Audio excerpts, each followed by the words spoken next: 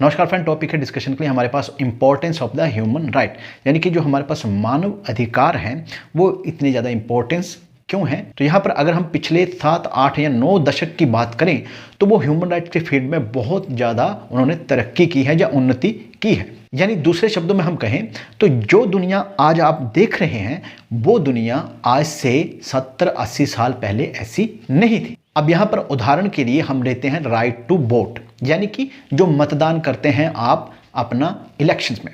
अब वो जो है वो अगर आपको ये लगता है कि भाई ये तो बड़ी सदियों से चला आ रहा है, तो ऐसा तो नहीं है। जब मतदान चला या वोटिंग का जो एक चलन चला जो कि आज के मॉडर्न रूप में है हमारे पास, तो वो दिया गया था सिर्फ एलिट्स को, यानी कि किसी समाज के जो पैसेदार लोग होंगे, रसूख वाले लोग होंगे, सिर्फ वो वोटिंग कर सकेंगे। तो यहाँ पर आप देखेंगे कि एक बहुत बड़ा वर्ग जो था नागरिकों का वो इस मतदान से बाहर रहा। फिर थोड़ी सी जागृति आई तो उन्होंने कहा कि भाई नहीं, ये सारे मेन या मेल को देना चाहिए। अब यहाँ पर फीमेल या औरतें छूट गई और फिर कुछ समय बाद ये रियलाइज हुआ कि भाई फीमेल को भी मतदान देना चाहिए, तो फिर वो सभी को दिया गया जो कि एक निश्चित एज से ऊपर होते थे। और जहां तक बात करें अपने ह्यूमन राइट या मानव अधिकारों के रियलाइजेशन की, जहां पर हमें ये महसूस होना शुरू हुआ कि भाई ये जो राइट्स हैं ये कितने जरूरी हैं, तो वो था फर्स्ट वर्ल्ड वॉर और सेकेंड वर्ल्ड वॉर। इसके बाद यूनाइटेड नेशन का चार्टर आया तो उसमें कई बातें कही गई ह्यूमन राइट को लेकर।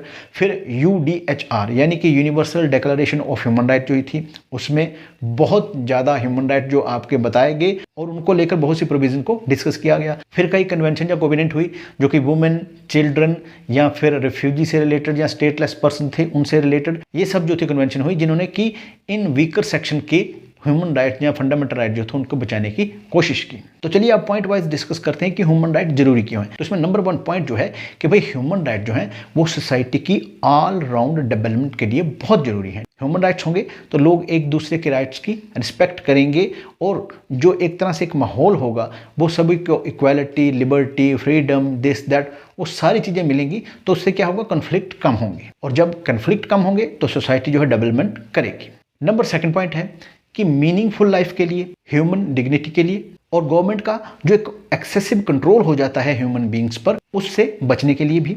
अब यहाँ पर मीनिंगफुल लाइफ क्या है कि भाई आपके पास रोटी, कपड़ा, मकान, स्वास्थ्य, शिक्षा ये सब हो। और ये सब कब होंगे, जब आपके ह्यूमन राइट जो हैं उनकी वैल्यू करेगी स्टेट। ह्यूमन डिग्निटी, मान, सम्मान, इज्जत जो है वो भी इनसे बढ़ती है।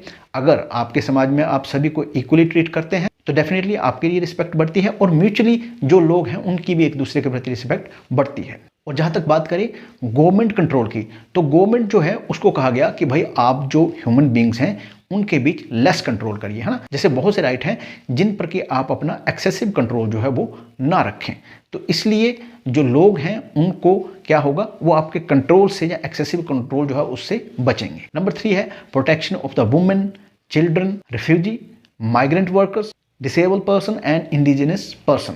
इन सब को आप वीकर सेक्शन की कैटेगरी में भी रख सकते हैं, यानी कि ये वो वर्ग है जो कि थोड़ा कमजोर होता है, तो इसको भी प्रोटेक्शन दी जाती है। तो इसलिए भी ह्यूमन राइट की इंपॉर्टेंस जो है वो बहुत ज़्यादा है। नंबर 4 है बेसिक्स नेसेसिटीज, रोटी, कपड़ा, मकान, स्वास्थ्य, शिक्षा। पॉइंट नंबर 5 है एक्सेस टू एजुकेशन। अब यहाँ पर ये भी एक बहुत बड़ी इंपॉर्टेंस है ह्यूमन राइट की कि वो एजुकेट करने में बहुत सहायक होते हैं लोगों को। शिक्षा जो है वो भी आपका एक अधिकार है, बेसिक अधिकार है ना।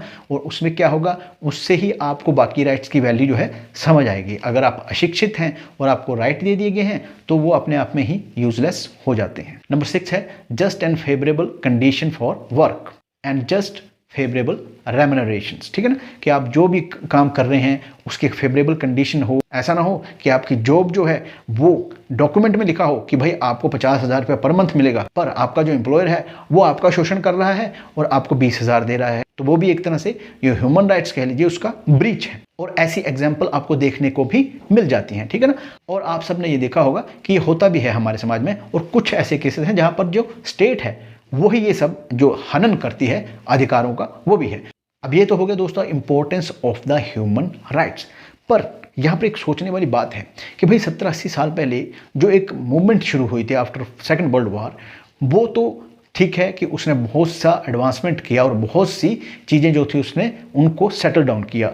बट आज जो चुनौतियाँ हैं, मुझे लगता है कि वो आज की जो चुनौतियाँ हैं वो भी ह्यूमन राइट फील्ड से ही जुड़ी हुई हैं और वो आज काफ़ी ज़्यादा भयानक हो चुकी हैं। उसमें चाहे टेररिज्म हो, ड्रग्स हो, ग्लोबल वार्मिंग और पोल्यूशन जिसकी वजह से बहुत ज़्यादा नुकसान होने वाला है और हो रहा है, न्यूक्लियर वॉर का थ्रेट हो कि भाई एक परमाणु युद्ध हो सकता है जिससे कि आप जानते हैं कि कितना बड़ा नुकसान ह्यूमन बीइंग को हो सकता है। पॉवर्टी भी इसमें आती है, कोरोना वायरस ने जो महामारी फैलाई और इसके साथ और जो हेल्थ इशू हैं वो भी इसकी प्रॉब्लम है, और साथ ही साथ जो वाइल्ड लाइफ है वो जो है वो भी काफ़ी हद तक खतरे में आ चुकी है। तो कुल मिलाकर हम कहेंगे कि भाई 80 साल पहले चुनौतियां जो थी वो कुछ अलग थी ह्यूमन राइट्स के फील्ड में, और आज जो चैलेंजेस या चुनौतियां हैं वो अपने आप में बहुत ज़्यादा अलग हैं, और वो भी उतने ही भयानक हैं, शायद उससे भी ज़्यादा भयानक हैं। अब देखना ये होगा कि आज का मॉडर्न डे जो ह्यूमन राइट्स है इन सब चीज़ों से किस तरह से लड़ता है या किस तरह से जूझता है। धन्यवाद।